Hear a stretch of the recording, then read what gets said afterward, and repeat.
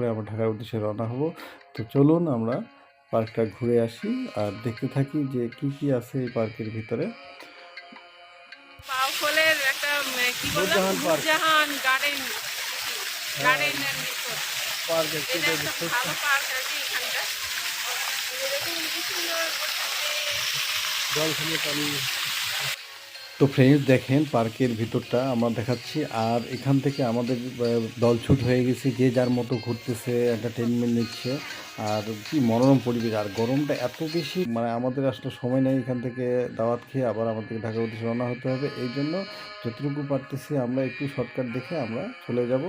তো আর আপনারা আমাদের সঙ্গে থাকুন, আর লাইক করুন, কমেন্টস করুন, শেয়ার করুন, নতুন অবশ্যই সাবস্ক্রাইব করুন। তো এরপরে আমরা যখন চলে যাব যে দাওয়াত খেতে কী কী আমরা খাচ্ছি বা কী করতেছি সেটা আপনাদের সঙ্গে অবশ্যই শেয়ার করব।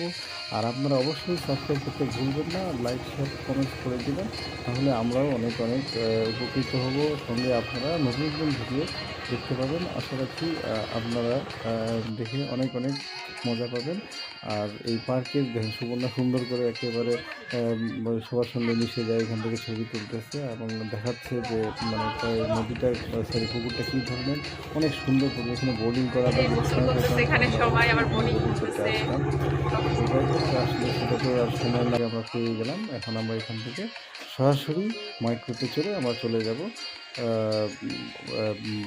দাওয়াতের উদ্দেশ্যে। আর দাওয়াতের শেষে সেখান থেকে ঢাকা যাবো। পরবর্তী ভিডিওটা অবশ্যই আমাদের ঢাকা যাওয়ার জার্নিটা এবং বিদায়ের জার্নিটা অবশ্যই আপনাদেরকে শেয়ার করবো। আপনারা অবশ্যই আমাদের সঙ্গে থাকবেন। আর আবারও বারবার বলতেছি এই কারণে যে ভিডিওতে যদি আপনারা দেখে যদি আমাদের সাবস্ক্রাইব না করেন ভিডিও দেবে না। আর হ্যাঁ, আমাদের ভিডিওগুলোকে ওয়াচ করুন এবং আমাদের সঙ্গে থাকবেন। আপনারা আমাদের একটা পরিবারের মতো, তাই পরিবারের সাথে ভিতরে খুব শান্তি পাইছে না? বসে আমার খুব মনে হচ্ছিল বসেই থাকি, ওই জিনিসটা আমার খুব ভালো লাগতো, কিন্তু ওই পর্যন্ত এখন এখানে সময় ড্রাইভাররা কই হ্যাঁ ওইটা বল আচ্ছা ওইটা বল দরজা খুলে উঠবো কেমনে?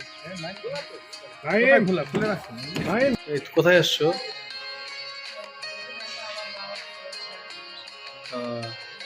ভাইরা ভাই আরেক বড় ভাইয়ের বাসায়, চাচাতো ভাইয়ের বাসায় দাওয়াত থেকে আসছি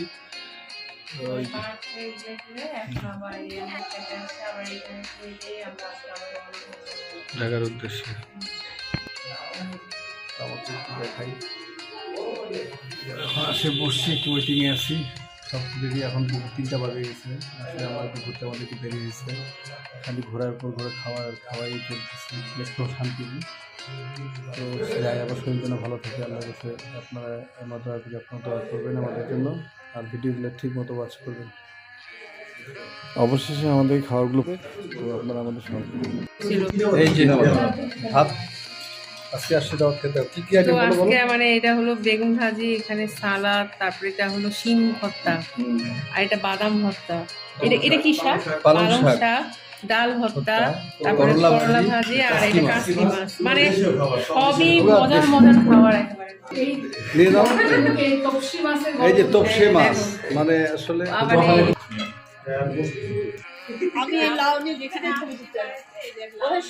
জাহাঙ্গীর লাউ, একেবারে ন্যাচারাল লাউ।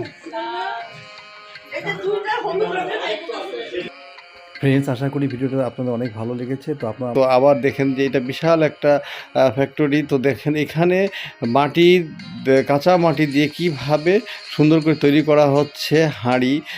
তো এখন আমি চিন্তা করছি যে এই ভিডিওটা আমি আপনাদেরকে একটু শেষ পর্যন্ত দেখাবো যে তৈরি করে দেখান। এই যে কাদা দিয়ে একেবারে কাদার একটা গলা দিল, দেওয়ার পরে সে দেখুন এটা কিন্তু এটা করেও পারেনি। এটাও একটা টেকনিক। এটা আসলে দেখলে মনে খুব সহজ, আসলে অত সহজ না। যে কোনো কাজ কিন্তু আসলে অত সহজ না। যার যেটা মানে প্র্যাকটিস বা অভ্যাস, সে সেইভাবেই করতে অভ্যস্ত। এছাড়া অন্য কেউ কিন্তু রাতারাতি আসে পারবে না, এটা অনেক শ্রম দিতে হয়েছে। তা না হলে কিন্তু যে কেউ যায় করতো, আর মানে এরকম অনেক বেতন পেত এবং অনেক ইনকাম করতো। তো দেখুন এই যে পাশে কিন্তু সাজিয়ে রেখেছে। তো ছেলেটা এখান থেকে সে একটা করে হাঁড়ি তৈরি করতেছে, বা হাঁড়ি বা বোল, যেটাই বলা হয় না কেন, সেটাই জিনিসটা তৈরি করতেছে। আর উনি সেই কাঁচা মানে সেই হাঁড়িটা বা বোলটা সে সাইজ করতেছে সুন্দর করে, পাশের লোকটা। তো আমরা দেখতেছি যে মানে কিভাবে তৈরি হচ্ছে। আসলে এইভাবে কাছ থেকে তৈরি করার সুযোগ আমাদের হয়নি।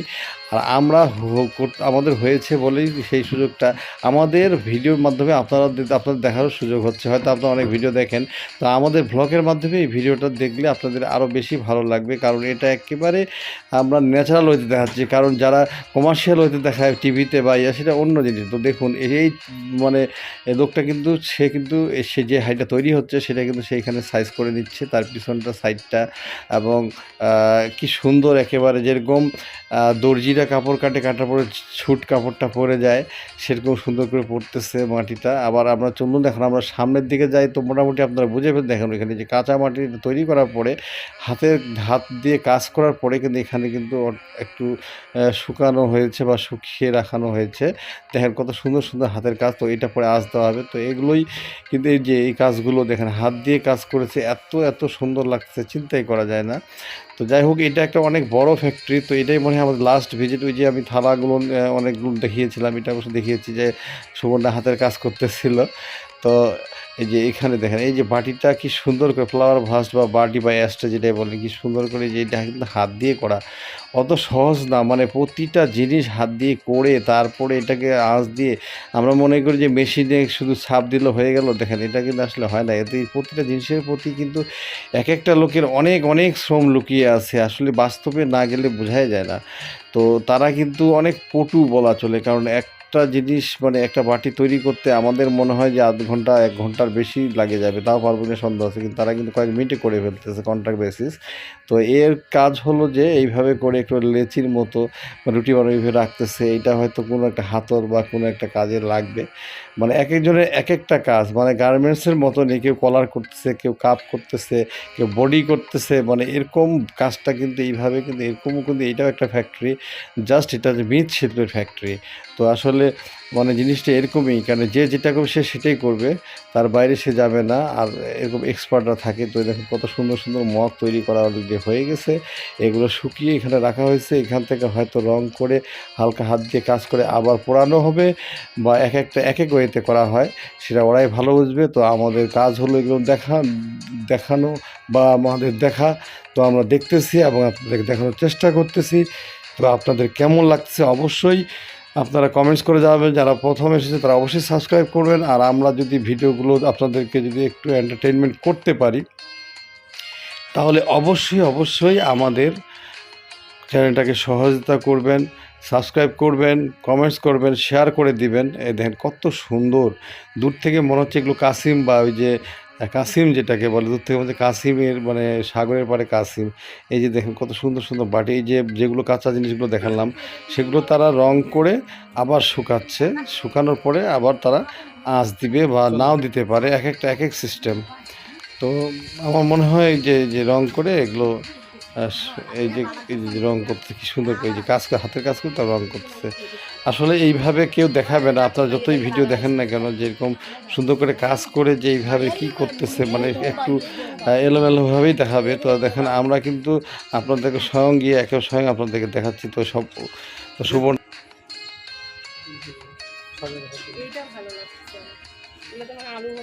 তো বন্ধুরা, আপনারা দেখলেন যে আমরা আজকে সব একেবারে এখানে ফল কুমারপাড়ায় আসে সব কিছু দেখাইলাম দুধ করার। আর এই যে সময়টা পছন্দ করছে অবশ্যই এখানে একটা ছোটো একটা স্টোর আছে, মানে এটা শোরুম বলা চলে আর কি, মিনি শোরুম। তো এখানে আমি এরা কিনতে যাচ্ছে।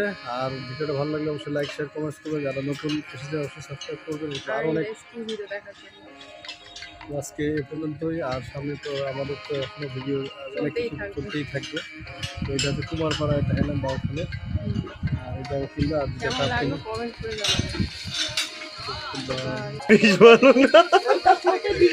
এই কাস্টমারটাই বেশি অপেক্ষা করেছে না। কুমারপাড় কারুকাজ জিনিসপত্র এখানে। বন্ধুরা, আমরা এখন ভিতরের দিকে যাব। দেখুন কুমারপাড়ায় অলরেডি আমরা প্রবেশ করে ফেলেছি। সামনে কিছু পুরানো মাটির পাত্র, আর ওই যে ভিতরে কাঁচা এখানে তারা তৈরি করে শুকিয়ে দিয়ে পুড়াচ্ছে, সেটা দেখাবো। দেখুন, আর সুবর্ণা তো একেবারে মাঝখানে বসেই ছবি তুলবে। যাক, ওর উৎসাহ দেখে আমারও খুব ভালো লাগছে। তো ভিডিওটা আমরা কন্টিনিউ। এই যে কুমারপাড়ার এগুলো সব কাঁচা আছে, এগুলো সব জাল দিয়ে একেবারে হ্যাঁ পুরায়, জাল দিয়ে মানে আগুনে পুরায়।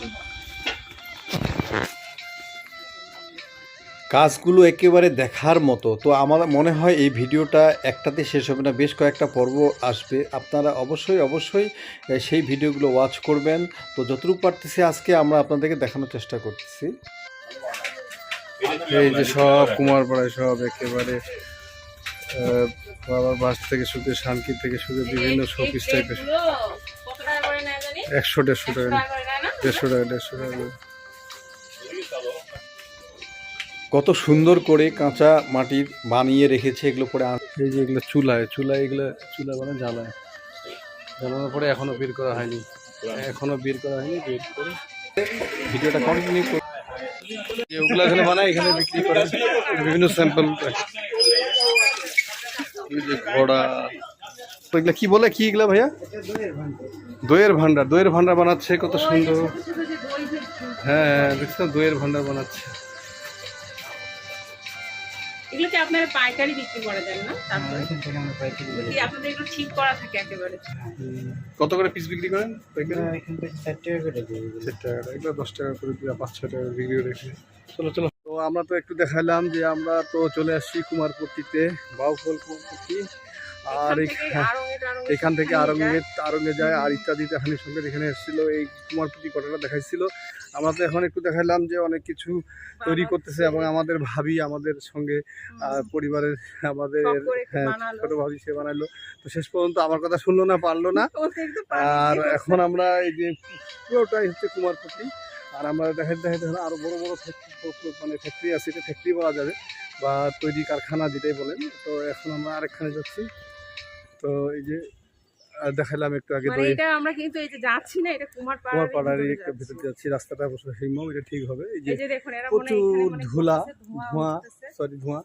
তো এইখানে আমরা ঢুকবো আর আপনাদেরকে দেখাবো। হ্যাঁ বুঝতে পারছি, এই যে কারখানা দেখেন প্রচুর ধোঁয়া, তার মানে এখানে মানে জ্বালানো হচ্ছে, মানে মাল পুড়তেছে, রাইট। আর আমরা বলতে পারছি না। হ্যাঁ মাল পুড়তেছে। তো আমরা চলে যাবো ভিতরে। ওয়াও, একেবারে মনে হচ্ছে একদম মনে হচ্ছে দার্জিলিং এ চলে আসছি, একেবারে কুয়াশা লাগছে সব। বন্ধুরা, ভিডিওটা অবশ্যই আপনাদের ভালো লেগেছে। আরও কুমারপাড়ার নতুন ভিডিও রয়েছে। এই ভিডিওটা শেষ করতে পারলাম না। যারা নতুন এসেছেন সাবস্ক্রাইব করবেন, আর পুরনো যারা আছেন কমেন্টস করে পাশে